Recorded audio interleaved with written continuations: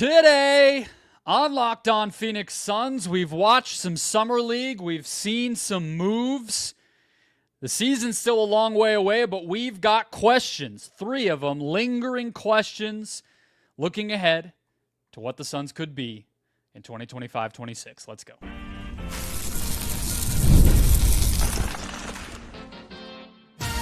You are Locked On Suns, your daily Phoenix Suns podcast. Part of the Locked On Podcast Network, your team every day. Welcome back into Locked On Phoenix Suns. I'm Brendon Kleen, a staff writer at Offloat Announcing and a credentialed Suns media member. Thank you for making Locked On Suns your first listen here on this Wednesday game day. Don't forget, Locked On Suns free and available on all platforms, including YouTube. Just click that follow or subscribe button. Do what thousands of other Suns fans have already done.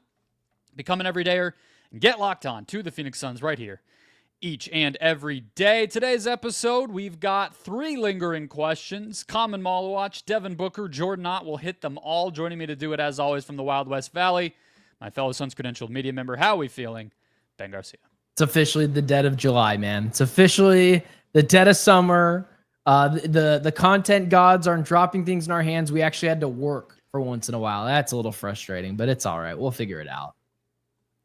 We'll figure it out. We'll get some big picture stuff out of the way here. Things that are on our mind coming off of the offseason transaction cycle.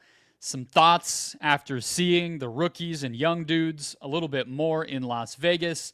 And we'll start with Khaman Maluach, who we've seen a very promising game and a very young guy, rookie game out of through 2 at the NBA Summer League. And the question here, I think, is just, how should the big man rotation look when you take that into account with an 18-year-old rookie, a frustratingly inexperienced, given that he's been in the league for multiple years, center who's still young, and Mark Williams because of all the injuries that he's had, Nick Richards, who we thought was gone and now is not gone, and that's not to mention Oso Ighodaro and Rasheer Fleming, who both could be centers in theory in certain lineups. That's 5 guys who are all pre-prime, Ben, and who all deserve some minutes somewhere, ideally. So what do you think they should do? What do you think they should do? What do you think they will do? How's this going to look?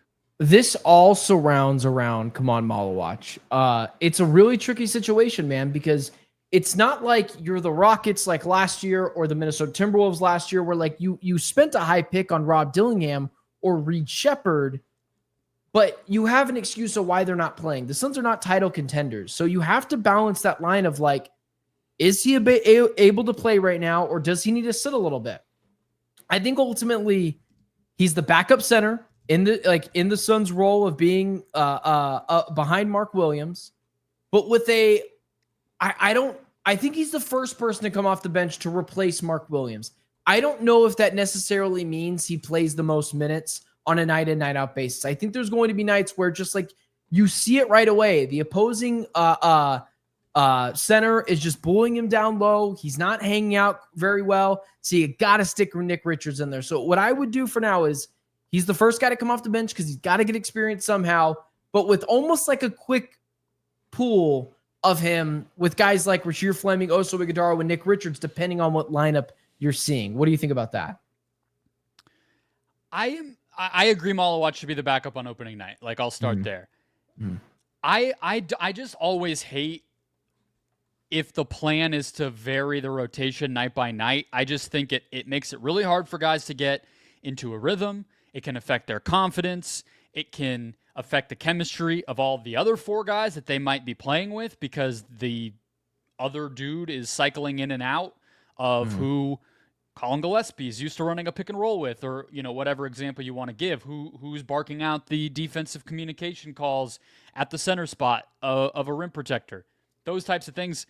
I don't love the idea of it being different night to night just because of Maluach having a bad half or the opponent being one type of team or something. So I would just try to stick with it. And that's part of why I didn't love the idea of keeping Nick Richards in the first place. But what I will say is I think Nick Richards is particularly valuable when you remember that Mark Williams misses a lot of time. And even a healthy season for Mark Williams, what?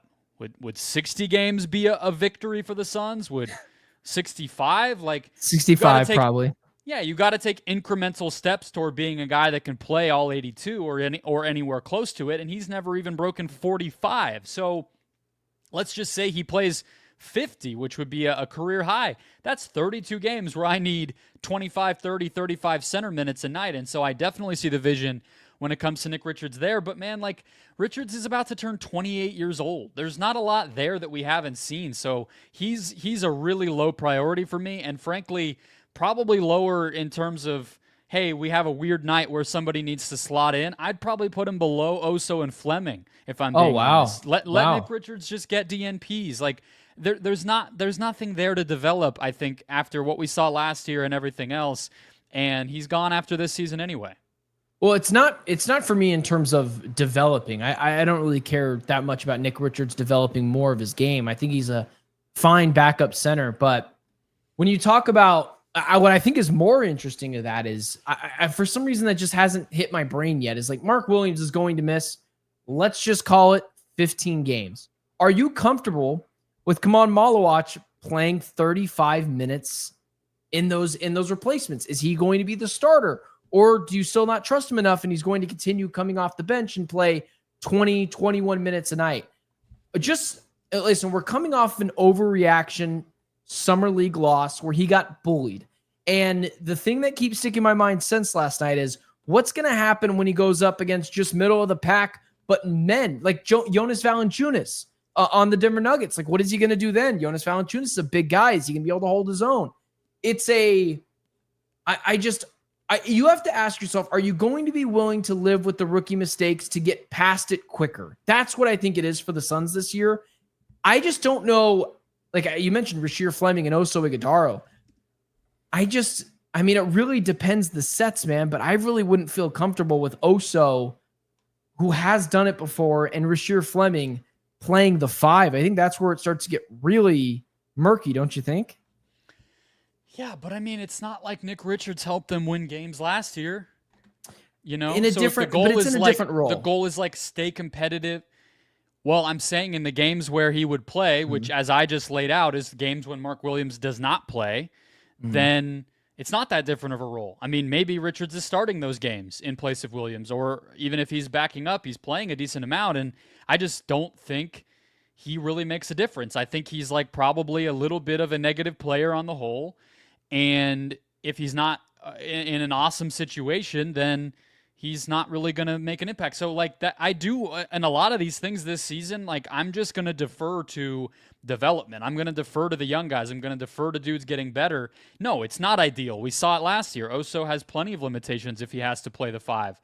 But if you're telling me, hey, Maluach is going to start, Oso is going to be the backup for a week, 2 weeks at a time, great, because then Oso will get better. And I care about that more than like a little bit of, hey, they were more competitive because Nick Richards played the last season of his contract before we never said his name again, you know?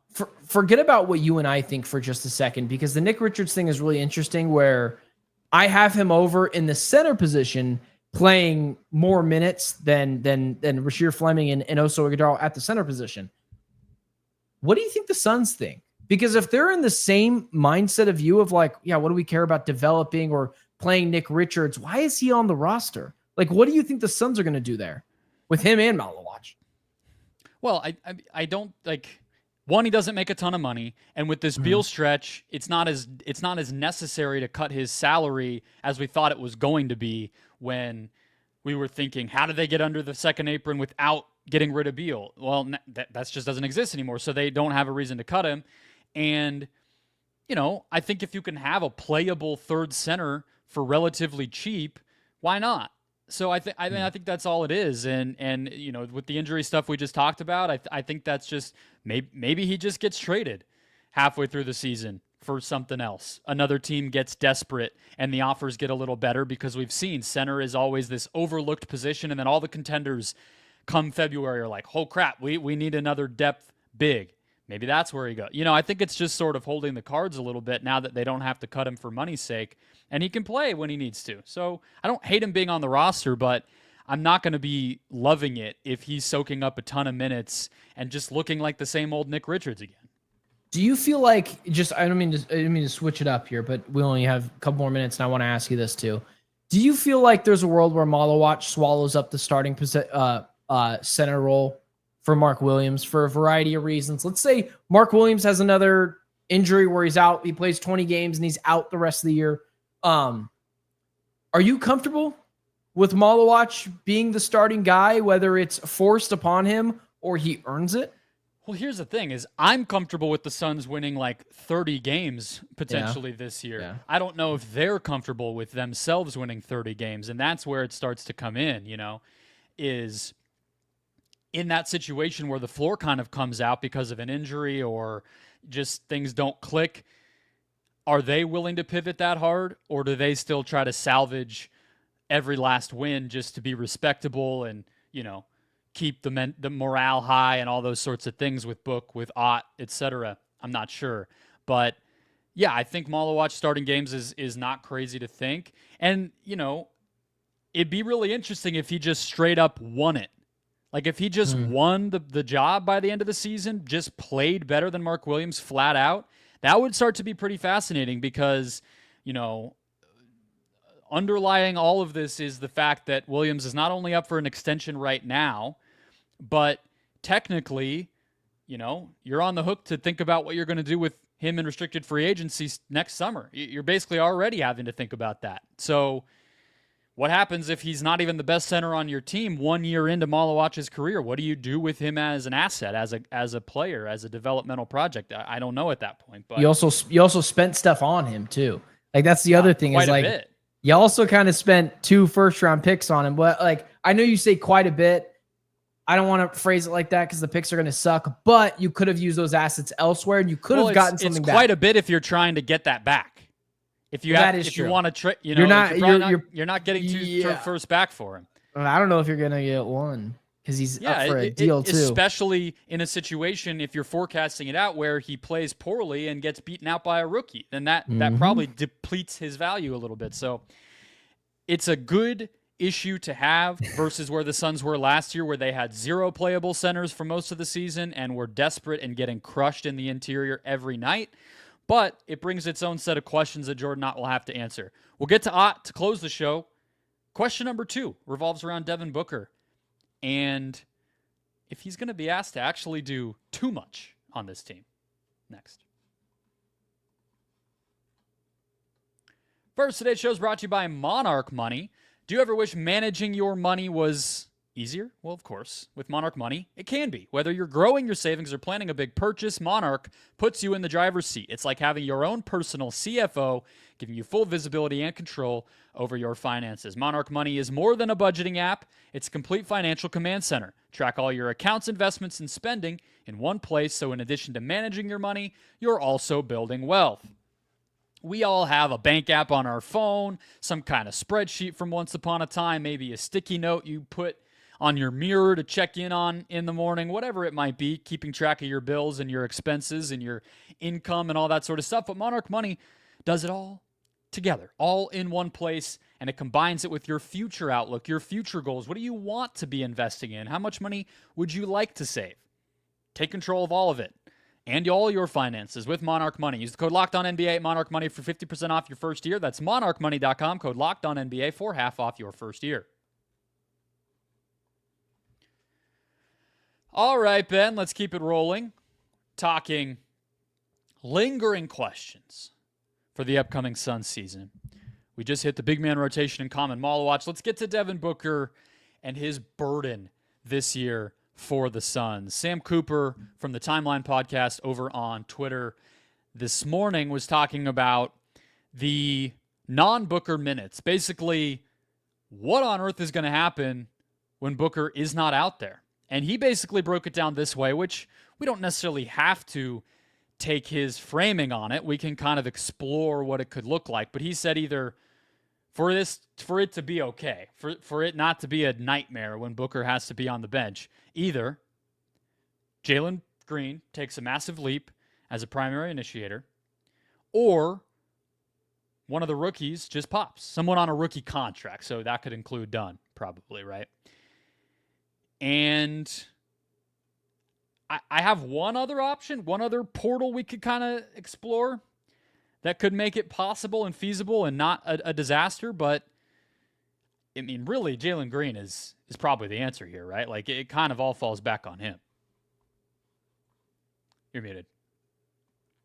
There we go. I got you. This is what I get for being courteous. Jalen Green and Ryan Dunn are the answer. I don't think it's just one or the other. I don't think, help me out here, man. Jalen Green's going to be mostly on the floor at the same time with Devin Booker. I get it. There's going to be stretches where it is just Jalen Green out in the court, and there are going to be a decent amount of those stretches. But what happens when both those guys are on the bench? Like, you still have to score. The Suns are seriously lacking. They could work it where they're completely split up. I mean, teams do that all the time. I guess that is true too. I guess my point is, I think I am more, this is probably not a good place to be. I am more optimistic that Ryan Dunn will take a leap offensively, whether that is getting to the basket, becoming a better playmaker, dribbling the basketball better, like just overall any of those things, right? I think that is more of an optimistic scenario than Jalen Green changing who he is in year, I think it's 4 or 5 now. I wonder how that's going to work. And not only that, but like, there's got to be more than just two guys that could score the basketball here. We need consistent offense and not just a Grayson Allen 3-point shot. Like, it's not something I had really thought of. I'm curious to know who your other person is, but it's got to be both those guys, man, with maybe more of that on Ryan Dunn, because I just see his game translating better with Devin Booker than Jalen Green's is, because I see it as a blank canvas where we kind of already know what Jalen Green is. Well, I would be optimistic that Green could at least get better in some of the ways we've talked about. He is young. This is his first chance outside of Houston with different voices in his ear. I mean, he's had 2 head coaches, but you know what I mean? And a fresh start. Like, plenty of guys, especially guys like Jalen Green, tend to at least get a little better on their next teams. Zach LaVine being, an obvious example, who's a clear comp for what Jalen is. So I'm not like dead on that. And I think that if Green can improve as a playmaker, it would go a long way. Like, first and foremost, forget his shot diet and everything, or his 3-point efficiency or whatever. If he could just become a better playmaker and passer, that opens up a lot of stuff.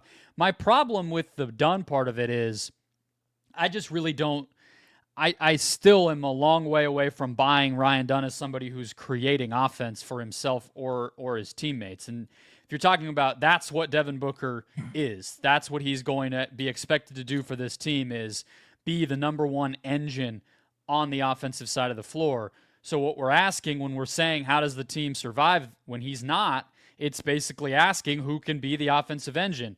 Ryan Dunn might be a lot more efficient as a scorer, might be a better driver, finisher, all those sorts of things, get to the line as a result of that. Are we really believing that Ryan Dunn's going to run pick and roll, isolate, zoom down the floor off of a transition opportunity, and some of those things, 4, yes, 6, 8 points? I mean, like, it's a big lift to be some of those things, yes, but yeah, a lot of those things. Yeah, but it's if we're expecting, hey, best case scenario, the Suns could tease 500. The second best offensive player on a 500 team. I mean, Ryan Dunn. I like the guy. We could go through the list of players. We could go through the list of players who were 500, who were second best on 500 teams. Like, they're better than Ryan Dunn was. So who's your other guy? Oh, the third pathway I was talking about? Yeah. I just think if you could become an amazing defense when Booker's not out there, that could help. Teams. You're holding teams. Just sort of, like, I don't know. Imagine what a lineup could be. You probably still need something of an offense. Maybe it's Jalen Green. Maybe it's Green. It's, it's probably Gillespie, who's a fine defender, I would say. And then you just go, let's Maluach, Hayes, and although he could be a sneaky answer here if he's just like really solid, maybe it's Hayes, and then Brooks or something. Like, that's probably not even good enough. Maybe it requires like Fleming being awesome or Oso being able to play the 4, and you just have big swarming defensive lineups out there, and you just kind of break even or close to it mostly by just getting stops. That's not a great recipe, but that's the one I thought of. But what about Hayes? We just don't know a lot about the guy, but it's not insane. The dude just won Finals MVP in EuroLeague. Like, he could score it. I'd be curious. I know we saw it before, but I would be curious to know what he shot from 3-point percentage over in the EuroLeague, because here's the fourth option for you that I actually think is more feasible than being this really good defensive team that just holds other teams in the regular season where they blow the whistle for no reason. I think it's, can you be a really good 3-point shooting team? Because then when Devin Booker's not out there, Jalen Green can become a playmaker, dribble drive to the basket, drive and kick, find guys open. And that's where I look at, can Rasheer Fleming, can Nigel Hayes-Davis, can Grayson Allen be pretty good, and Dylan Brooks, and maybe more so less Dylan Brooks, but those three guys, and as well as the starting lineup that you stagger with Jalen Green, can they shoot the 3 ball effectively enough to where it just kind of, everyone kind of helps with that issue? I think that's maybe the second unit is Brooks, Grayson, Jalen. Yeah. So I looked it up while you were talking. Hayes shot 38% on 5 threes a game. I was going to say 40 for Fenerbahce last year.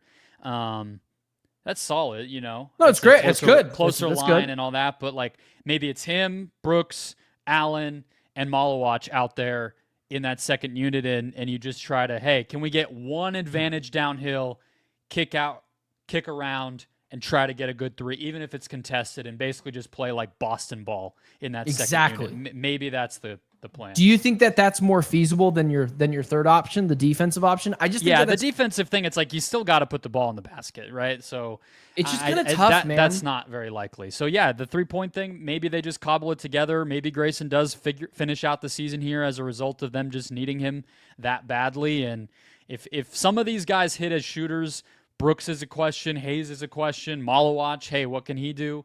That could change things.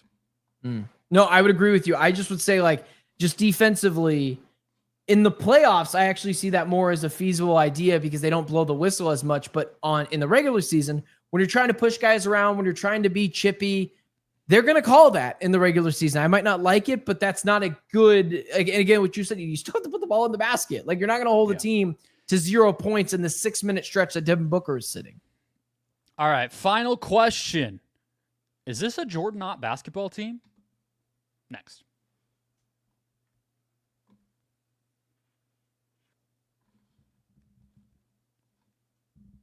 Closing out the show, our last lingering question of the day. We've seen the roster a little bit. We know what the team is, which we didn't at Ott's introductory press conference. And I think we've all had a little bit of time to take a deep breath and think a little bit harder about the translation from Cleveland over to the Phoenix Suns. And so I think it's fair to wonder, how much is this team built in Ott's image? Obviously, they built it knowing who the head coach was going to be, but what exactly are going to be the strengths and weaknesses, the good and the bad, the real and the not real of Ott building what he wants to build here? What do you think, Ben? Now that we know a lot more than we did the first time we were talking about Ott all those weeks ago. No, no, in the sense of, I think Ott would rather have maybe like people that could shoot the ball a little bit better, maybe more players that are a little bit more versatile, maybe not have to hope that Nigel Hayes-Davis comes over to America and is like really took steps like Yabusele did. But for all extensive purposes, yes, for what the Suns had, for what they did to kind of construct the roster, I think it's the closest you're going to get. I like the idea of going big, potentially even double bigs on the court at the same time, depending on matchups. But could you put Maluach and Mark Williams on the floor at the same time? Similar to like what you did with Jarrett Allen and Evan Mobley. It feels like that's a broken record. And as well as, yes, I know Darius Garland, like I would just much rather have than Jalen Green. Jalen Green, Donovan Mitchell, Devin Booker, Darius Garland, Donovan Mitchell, Devin Booker, Jalen Green. I see the vision. It's just like, it's not a complete roster that I think Ott would have, which I think would be more versatile players that for sure can shoot the ball as well as defend. But I think this is I think this is the best it's going to be. So I actually think that, one, let me just say this off the top. I'm not convinced that Cavs core is made to win in the playoffs, period. Sure. So they're great, awesome regular season. There's been clips, I think it was Channing Frye who went viral this past summer saying that like the whole NBA thinks that Jared Allen is kind of like a pushover. Darius Garland's never healthy. This team is not exactly like the epitome of the physical brand of basketball that we see win in June every year. So I don't want to like behold the Suns to having to build that either. So I think you're right to say like, is it close enough? Is it things he can take advantage of kind of structurally, even if it's not one-to-one? The other thing I just want to say, because, we got to be respectful to Steve Nash here, and I'll circle back to how that relates by saying Darius Garland is like, it's like him and Tyrese Halliburton are kind of the two heir apparents to Nash, I feel like, in the modern NBA. That's a real point guard. The Suns don't have that. So, like, that's another massive difference when you're talking about how this team's going to look. But, yeah, maybe Cleveland's not really the one-to-one. Like, there will be big picture elements to me of how this is going to look, right? Like, I think they're going to play fast. The Suns are clearly going to play fast. They're going to try to control the paint on offense and defense. A lot of that is by playing two bigs, even if it's not Williams and Maluach, which I'm still skeptical about. I definitely think, Fleming, if he can play as a rookie, Hayes potentially, if he can be a kind of tenacious, athletic type of guy, there's options there. Maybe Oso figures out a way to cut it in a four-man role, and that could be part of how you do that. But I actually kind of look at the Lakers when he was there as a part of Ott's coaching history that might be more helpful to understand. Because if you remember those teams, Anthony Davis is a unicorn, especially on the defensive end. I'm not going to compare anybody to Anthony Davis, but you had him. You had, that was when they got Rui, basically. Yep. And they kind of clicked into that small ball lineup with Reeves and LeBron. And then you had D'Angelo Russell to sort of basically handle the offense. Behind that, you had specialists like Jared Vanderbilt, who was defense only, on down the line. Gabe Vincent, I think, came in the last year maybe. That is a little more one-to-one, in my opinion, Ben, of like what we could be looking at with the Suns. Be versatile, physical, defense-first team, and have just enough offensive talent to get by. Now, it's not LeBron James and Austin Reeves and D'Angelo Russell, but can you be mediocre on offense and be pretty good on defense? Like, that is maybe the blueprint for me, is can they bring the Lakers identity here?